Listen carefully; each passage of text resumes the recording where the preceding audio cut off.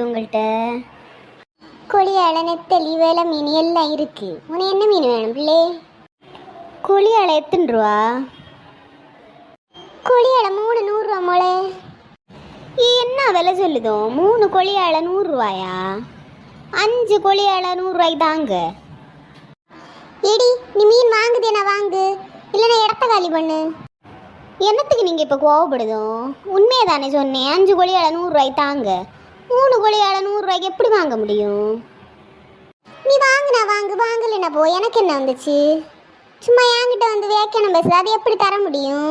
5 கொளியாள 100 ரூபாய்க்கு நாங்களும் பணம் கொடுத்தியானே மீன் வியாபாரத்துக்கு வாங்கிட்டு வரோம்.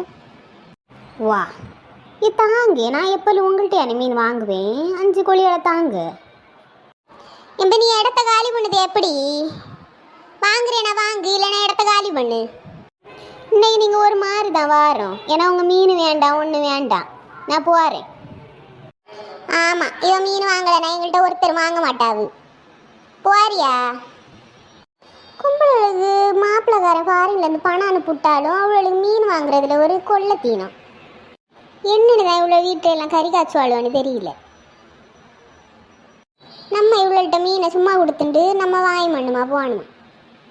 வந்துட்டாளுவ காலையிலே வியாபாரத்தை கெடுக்கிறதுக்குன்னே.